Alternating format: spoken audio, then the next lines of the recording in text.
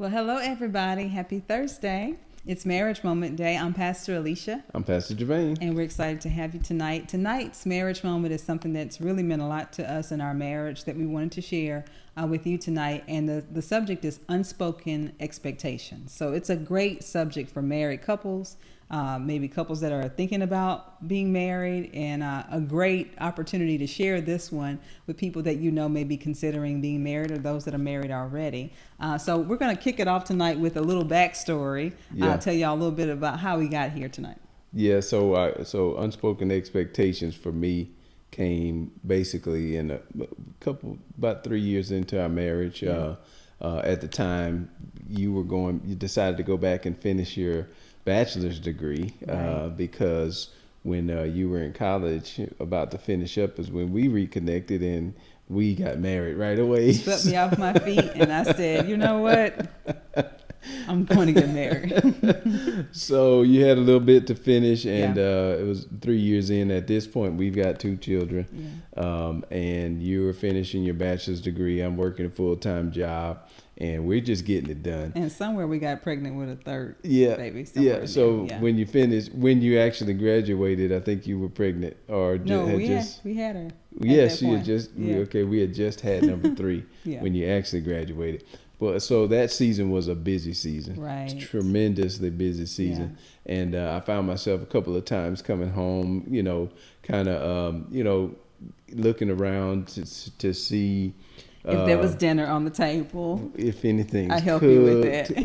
If the towel, toys everywhere, things of that nature. I'm coming home from work, and I had to realize, wait a minute, this is a different season. So there was a point where I realized, you know what, the only reason that I'm disappointed is because I have certain expectations. Mm-hmm. And at that point, I realized, you know what, why don't I just eliminate the expectation altogether, and now wipe the slate clean, because where there's no expectation, there can be no disappointment. That's really good. And so this unspoken expectations is really kind of burst out of that season in our life. It changed our lives, because now, literally we went from one day coming home, expecting to have dinner cooked, expecting to, the house to be clean, even while you're doing all that you're doing, and being disappointed when it wasn't, to the next day coming home and now I'm expecting to get out of the car, put my bag down, and go straight into the kitchen and cook dinner, because now I understand, all right, in this season more is going to be required from me. I had to change my expectation or eliminate the previously, conceived expectation, and then now evaluate for new expectations. So this message, I think, is going to be one that'll really bless you, because each of us have our own we all possess the ability to determine what our expectations are. That's really good. And if we don't have expectations that are unrealistic, then we can't be disappointed by each other. That's really good. It's really good. I have to say, because I'm a woman, that the reason that the expectation was there was because before I went back to school, you did have all those things. You did have that really clean house. You did really have that, have the food on the table. And I like what you said, that sometimes those seasons change, and sometimes with changing seasons, circumstances change in the family dynamics, and so giving each other the grace to be able to adapt without that ridicule or potential guilt is so crucial. And so I like the point about, without the expectations, there's no disappointment. And really this approach frees you to where anything that's done becomes a surprise. It becomes something that wasn't expected. And it's a really unique principle when you think about it, that if you apply this to your life and your marriage, you go from, being disappointed that the, clothes didn't get folded and put away, to excited when they are. And, so it just really kind of increases that appreciation, I think, for your mate, for your spouse, and the little things that sometimes we can take for granted. So tonight's message is going to be real short tonight, just to kind of give you some nuggets. And the first point that we want to share with you is, you want me to say it, or you going to? You got it. It's release yourself. This is so good. Release yourself and your spouse from unspoken expectations. That's powerful. That's like bomb drop.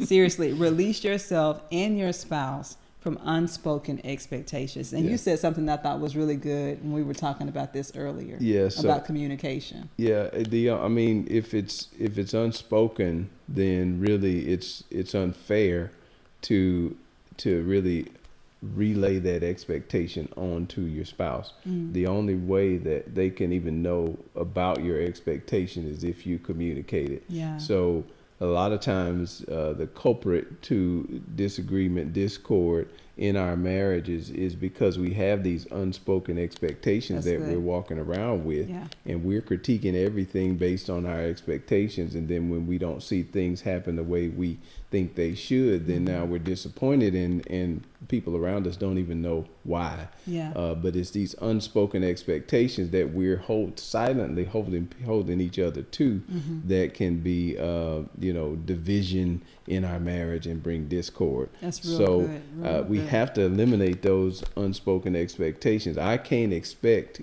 an outcome from you that I have not relayed Communicated, yeah. or communicated. Yeah, that's So that's on me. That's really good. And just you talking about that, I'm thinking, where do these expectations come from?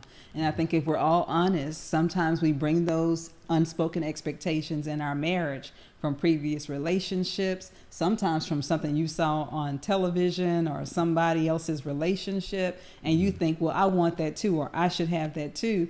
And sometimes what you think somebody else has is not even really real, number Yeah. one, but you haven't communicated it to that point with your spouse. So it's an unspoken expectation that you haven't given them the opportunity, to the second point and last point tonight, to agree Yeah, with the expectation. that's it. So release yourself and your spouse from the unspoken expectation, but then also have a conversation if something's really important to you. Right. You do really want, 3 square meals a day, Yeah. and you want to relay that to your spouse, then take time to talk to them about it and have an opportunity to agree on that expectation. Yeah, because I can have an expectation and it be unrealistic. Yeah. And it's something that you won't agree to. So Right. if my expectation is I expect you to have 3 meals cooked every day, then I can relay that expectation. Right. But if you don't agree to it, then Right. what's the point? So Right. we have to have we as two equal partners in this relationship get to decide together, come together and agree. How can two walk together except they be agreed? Yes, We have to agree on the expectations that we set for our life and for our family. And then once we have agreed expectations, now we have a set of examples,